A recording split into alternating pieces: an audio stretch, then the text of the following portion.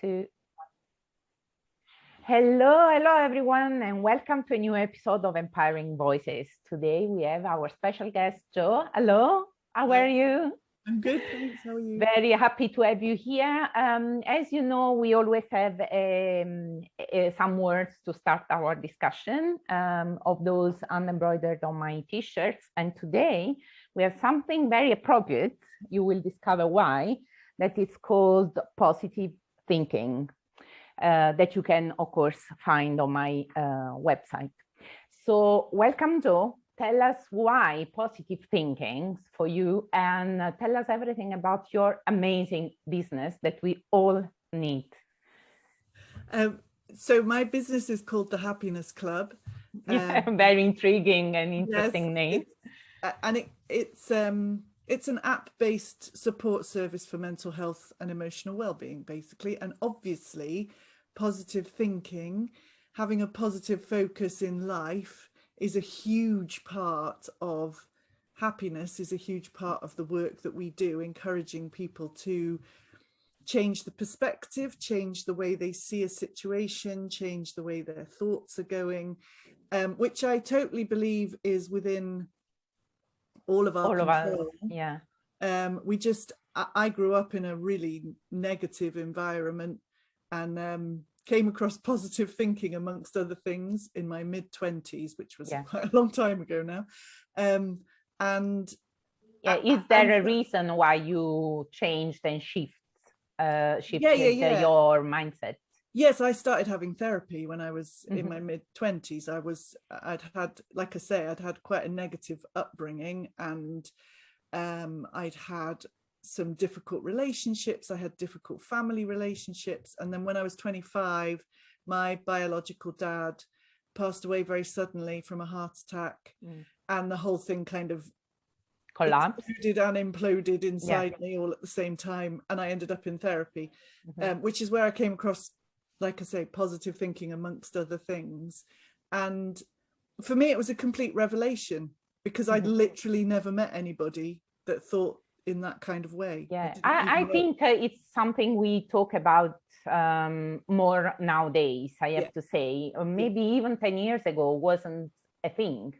And I remember when I was younger and someone said, think positive, that is nothing to do with positive thinking, of course, make me so angry. But at the same time, you know, it triggers something, and it's something completely different, and it's mindset. I'm a really big advocate for shifts in mindset, because it can change one person's life, really. Oh, completely. And it can completely transform your life. And for me, when I talk about positive thinking, for me, that encompasses acknowledging and accepting the negative stuff. Of course.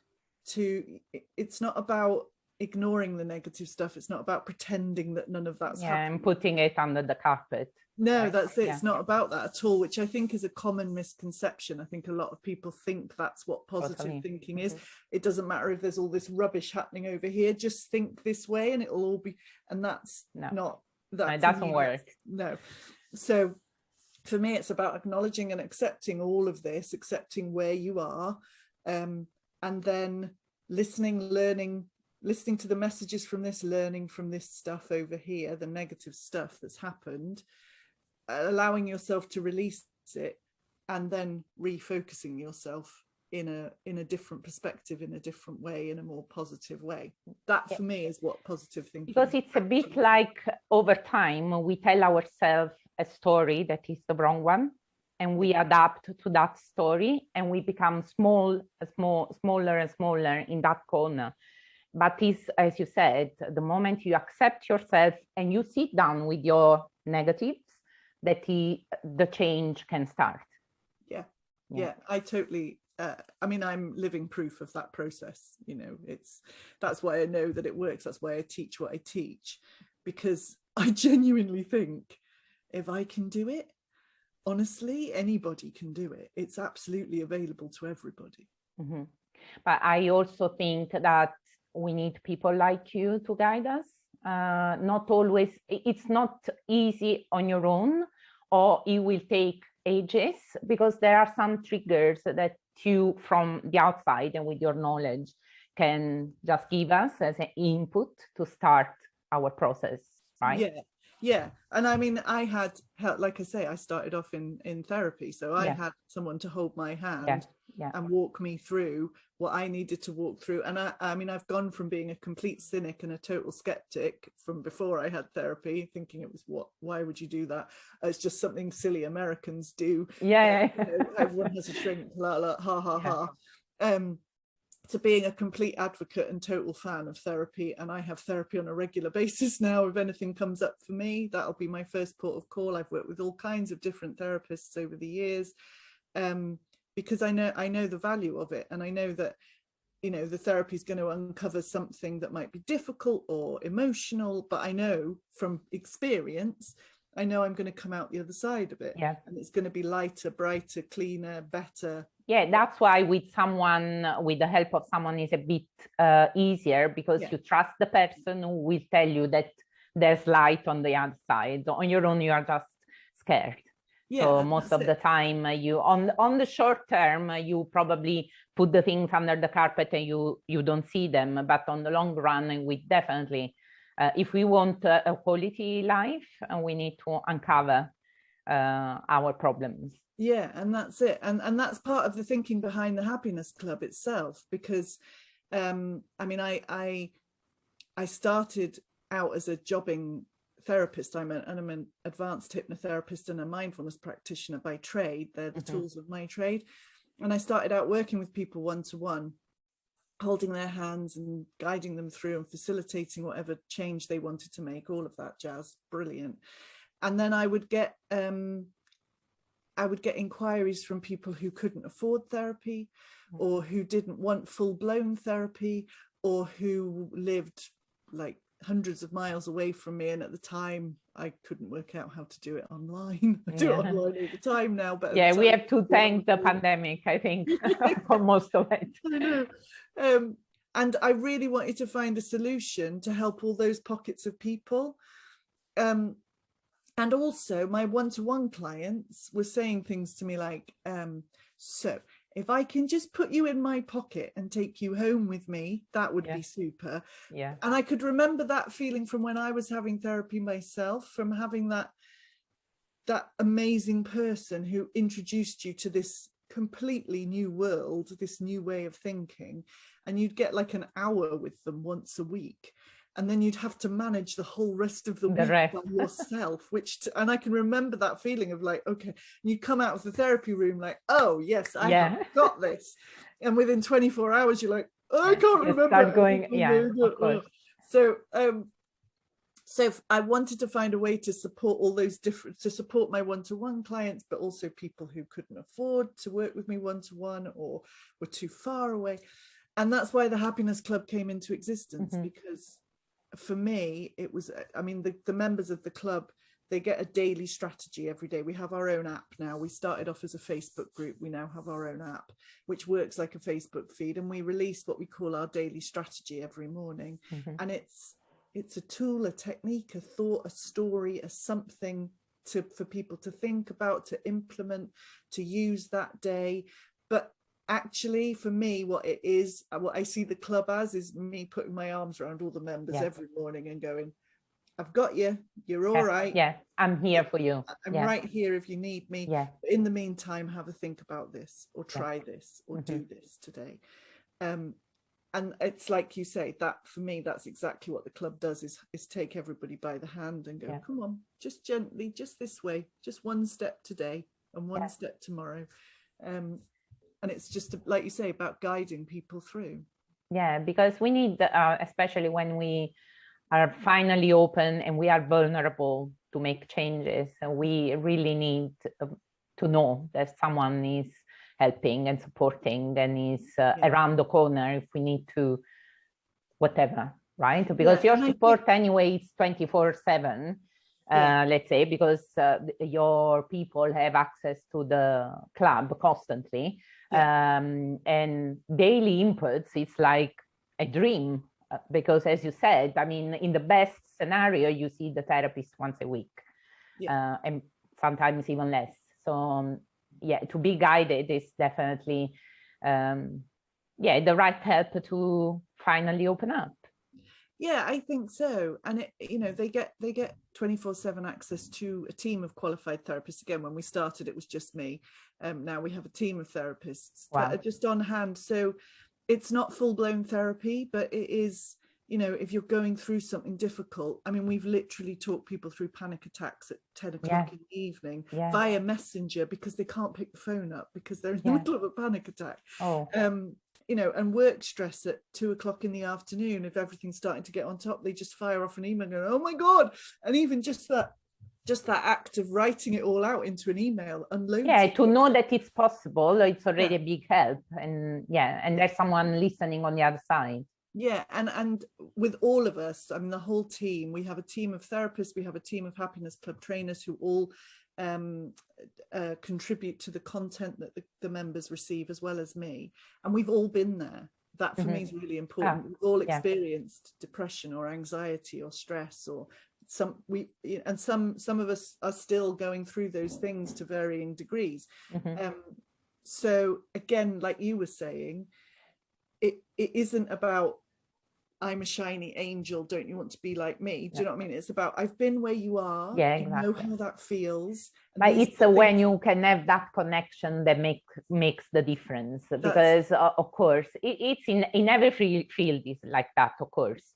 So if we see probably the shining angel who made it is just intimidating, actually. But if it's the shining angel said, I was there, you can change it, it's a huge help. Because you say, one of the biggest compliments I've ever had, one of my most favorite pieces of feedback from a member of the Happiness Club, she wrote me this email once just to say, this has really helped, I love listening to you talk, this has really helped. And Jo, the best bit is you're so normal. That was, for me, that was the best piece of feedback, because of course I am. You reached your aim, definitely, to be the person among other people. Totally. That's it. When I started out, when I first called the company the Happiness Club, I would get people all the time, and I do still occasionally get it, but I would get people all the time saying to me, so you're happy all the time then? For sure. No. With the magic wonder portion, definitely. That's it. It's it's life. I'm a human being, and we all experience the same kind of things, and we all go through the same kind of things. I have a family, I have 2 children, I have a business, I have a dog. there are you name it. that take my energy and my time and my, and I spend time every day looking after my mental well-being, my emotional well-being, listening to I follow the process that I teach other people. And I experience all the same emotions. And so when she said that to me, well, you're so normal, I was like, that's it, that's perfect, because I want you to be able to relate to me so that it helps you. Exactly. And it's a giving and take also for you, I'm sure. Because as you said, also you go on the downs, and maybe to find another person is helpful for you as well, to see that it happens to everyone, because whatever job you have, you forget that also other people can be unhappy and have problems, especially nowadays, right? With social media and stuff, that everyone is shining and smiling and happy all the time. That is not possible. It doesn't exist. No, it doesn't. And that's, and nor should it, in my opinion. The whole point of us being here is to experience. Exactly. It's everything. And also, I mean, how can you understand happiness if you don't know the opposite, right? Absolutely. So, totally. And for me, the whole, like I say, the whole thing is an experience that's there for me to experience in order for me to enjoy, to learn, to grow, to change, absolutely. That's it. I had a couple of years ago, I used to run I run like a 5-day free trial at the moment every quarter, but a couple of years ago I used to give people a free month of the club to get. And I had this one gentleman who signed up for a free month, and at the end of the month I contacted him to say, this is years ago, to say, you know, will you be signing up? And he said, no, I'm not going to sign up. He said, I found it really helpful and I found all the content really useful. He said, but I'm not going to sign up because I think you get as much out of doing this as the members get out of it. So, and he was utterly offended that I know that I would get anything out of my work. And I was, you know, when you just can't speak, because I was just, well, of course I do. Yeah. I get as much out of doing this work, out of writing the strategies for you every day, because it's a reminder for me too. Yeah, you know? definitely. Sharing with you something that I've relearned or remembered or learnt for the first time, or in the hope that it helps you. But he was absolutely quite rude. I mean, he didn't definitely didn't understand the concept. No, but he didn't understand the concept of any job, to be honest, because it is always a giving and taking. The difference is that you are in a position with experience and knowledge, and you can take people on the right path quicker than if they do it on their own, or if they do it at all. And that's it totally, isn't it? Bless him. But unfortunately, also these kind of experiences are helpful. So he helped in a way, if you want to. Yes, absolutely. Well, actually, he helped me to realize how much I get out of doing the work I do. He helped me to go, oh yeah, no, I do actually. And actually, I think that's a good thing. Yeah, exactly, to be grateful for. Yeah. Have you, over the years, have you noticed an increase in need for what you do, especially, again, for the social media impact? Definitely. And which is one of the reasons why I'm really glad we got to the point where we could bring the club off Facebook. I love Facebook. I'm on Facebook half my life. I have to make a conscious decision to put it down a lot. My children tell me off a lot. So I'm not bashing Facebook, but to be a member of the club meant you had to be on Facebook. And a lot of the members obviously experience anxiety, depression to quite hefty amounts. And so being in that world, being in that social media world, their feeds are either full of aspirational, like you say, shiny angels, where everything's perfect, which isn't real. But you don't know that's not real. You just assume that. And comparison. You don't know, but you don't want to see it either. Yeah. And comparisonitis sets in. Or your feed is full of negative woe is me, which again has a massively damaging effect. Of course. You're already in that mindset. Yeah. So yes, social media definitely has brought more people, and I'm really glad that we managed to get ourselves off Facebook and onto our own app, because then they just know that they go on and everything they get is positive and loving and caring and real. And then I mean, especially over the last 18 months, obviously there's been a massive increase, especially the one that I've seen come up most. It's not exclusively this one, but the one that for me has made most of an appearance is anxiety. That feeling of not knowing what's coming. I mean, we basically had all of our safe structures, things that we convince ourselves we're safe because we've got all these things in place. That was all ripped away, wasn't it, 18 months ago? So I think it had an impact to everyone in different levels, but for everyone, because from one day to the other you have to leave the routine that helped you going. And even people who say I live every day like the last day is never really true, because as human we have hope, we have dreams, otherwise we couldn't live. And be out of that completely. You can still have a dream, but tomorrow that can change completely.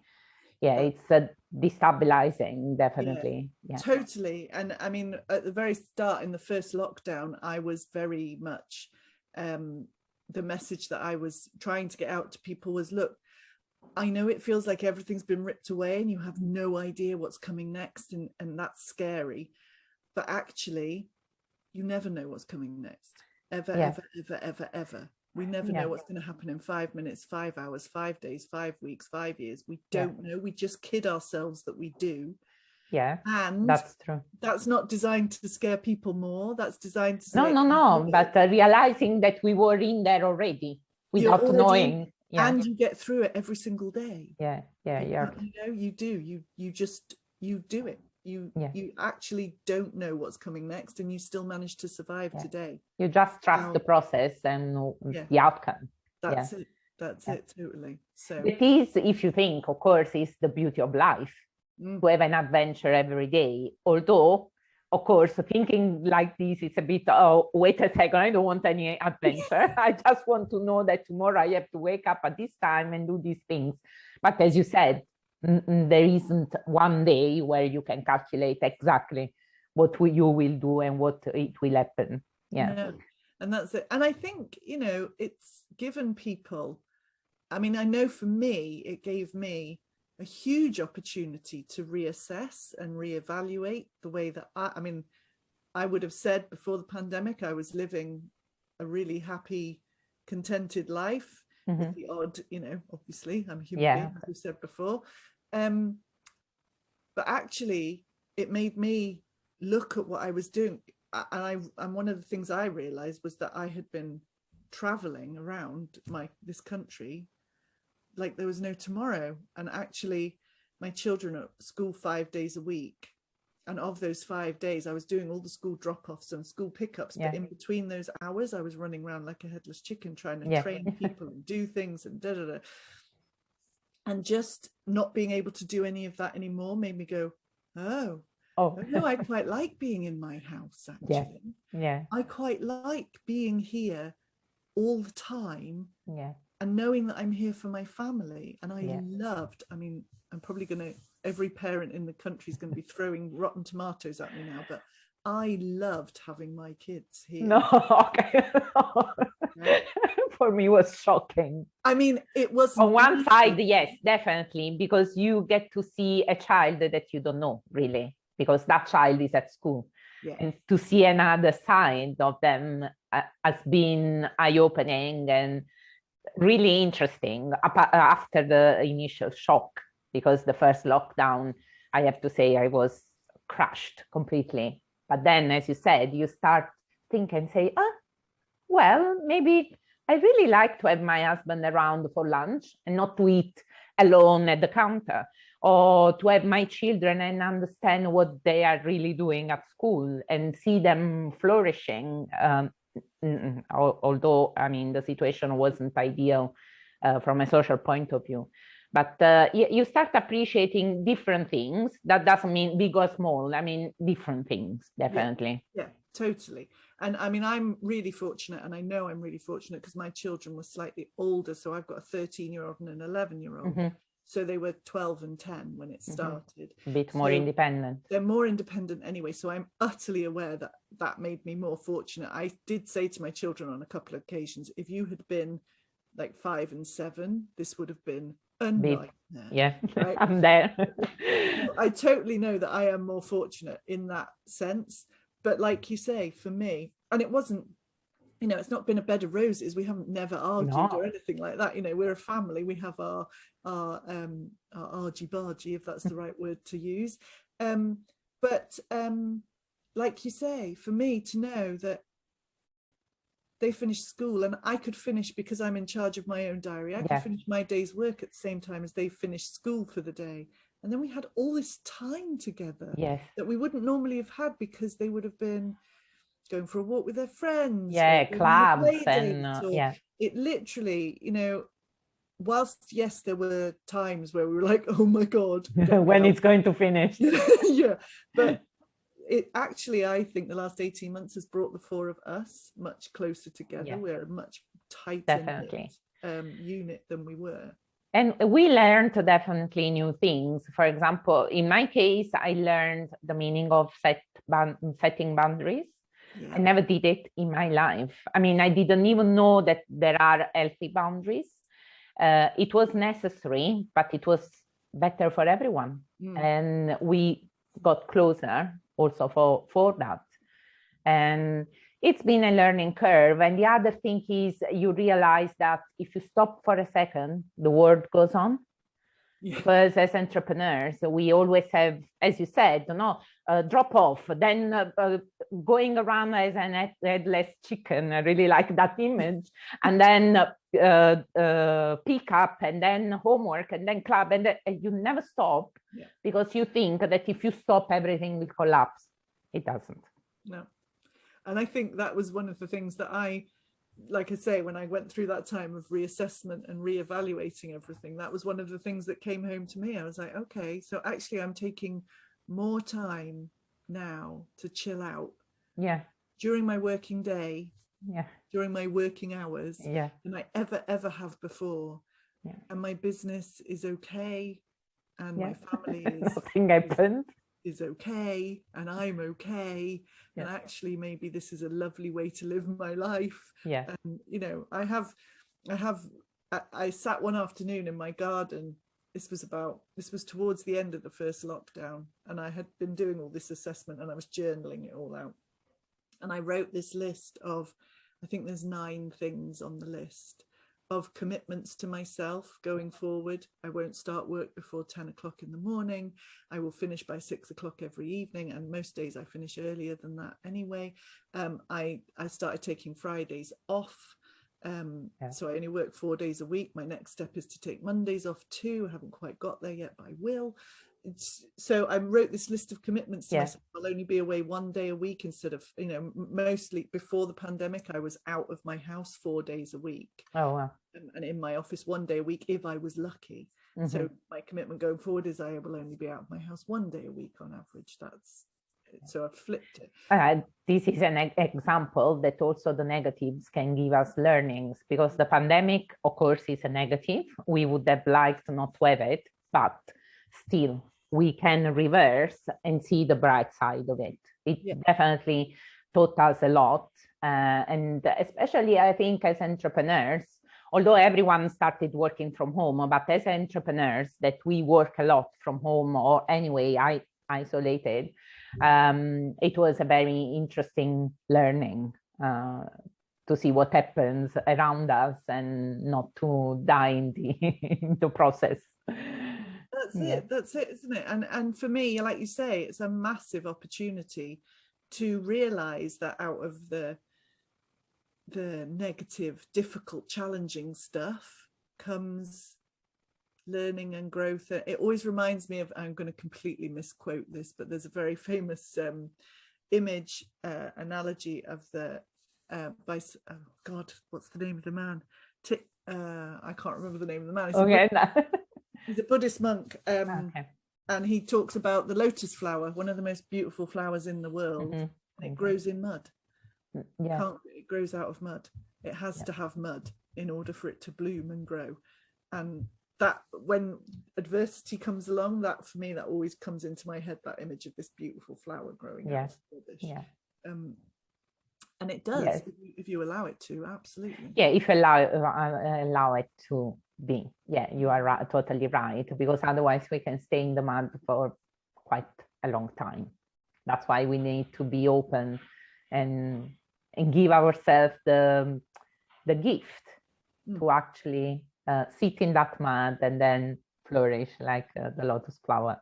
Yeah, and part of that, like you said about boundaries, part of that is realizing that you are allowed to, that you're worthy of, that you're allowed to look at ways to live your own life that work better for you. That's okay. It's okay to do that. I'm on a bit of a mission at the moment on my journey, to, especially with women, to I don't just work with women, but for me this is a huge female thing, is to start putting yourself first. Is to acknowledge that that's okay to do. It's not only okay, it's necessary. It's vital. Because otherwise you feel resentment, the first feeling towards others, frustration and unhappiness. If you have your cup full of, whatever is your cup full of, you can give, right? So if it's happiness, you can give, and then it's a virtuous circle. Otherwise, it's a vicious one where you give away frustration and resentment. Yeah. Yeah, totally. That's it. I have a bit of an issue at the moment with the word selfish, because a lot of people say, oh, that's selfish to do. Yeah. It's the first connection we do. Yeah, you're right. But I keep saying to people, but at what point, I would love to, I need to research this properly, but at what point did we decide that being selfish is wrong, is bad, is naughty, is, you know, I looked up the dictionary definition of the word selfish, and it even says putting yourself first at the expense of other people. No, it isn't. The word, if you look at the word, selfish, of the self, that's all it means. But we've made selfish bad and selfless good. What? Exactly. We put on two different places something actually not like that. It's what I said about the setting boundaries. I always thought, okay, but that is selfish. You put yourself first, and what about your family? What about your kids? No, that doesn't mean neglecting others. It's just to put yourself first. It's like the story of the mask on the plane. I never understood it. I mean, I did, of course, but they say, put your mask first if you want to help others. And it's so totally true. What do you do otherwise? You are there with the burnout and then you want to help your family. Not possible. That's it. And yet that's the way that we've been. You know, I don't remember ever as a child being told to put myself first. I remember being told to put, you know, other people are more important than you. You give it to other people first. You give them the thing before you have it. And when you're a kid, and I mean, I've seen this with my own children when they were diddy, you know, when you tell them to share their toys, they're like, I want to. I want this toy. I want to play with it. Well, no, it's kind to, you know, give it. And you can see the utter confusion on their faces. Of course. Why I want it as well. I want it, thanks. You know, and it's that, isn't it? We're actively taught, and I'm sure I've taught my kids when they were diddy the same thing. You know, we're actively taught to put other people first.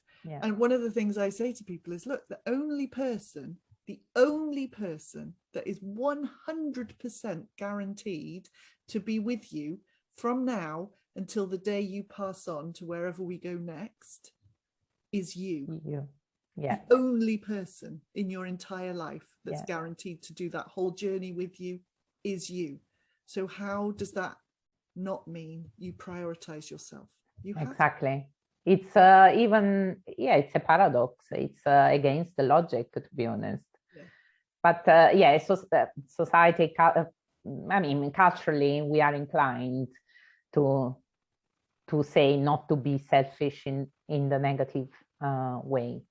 And we teach it to children. You are totally right. At school, and you are always less, because I don't know, give up the toy because you are older, give up the toy because you are kinder, give up the toy because whatever explanation. And the children say, I'm a child, I'm nothing of all that, I'm just a child. I don't want to, thanks. So it's like we've got a puppy a couple of months, about 4 months ago. Wow. And if he picks up something that he wants to play with, if I try and get it from him, he'll run. He will literally run. And he thinks it's the greatest game ever, but there's no way he's giving me that toy. Of course. It's not happening, you know? Doesn't matter what I do, that I think we should all be more puppy. Definitely.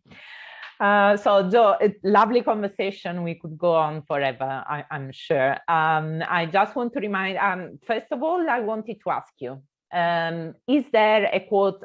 I mean, the lotus flower image was beautiful. Is there also a quote or a word that you can consider like a bit the support for what you do? Okay, so my favorite quote, which I end all my workshops with, is life is not the way it's supposed to be. It is the way it is. The way you cope with it is what makes the difference. I love it. Yeah, that's by Virginia, can't remember her surname, Virginia Satir. I think it's gorgeous. It sums up what I do. It's beautiful. Yeah, it is. And it's so positive.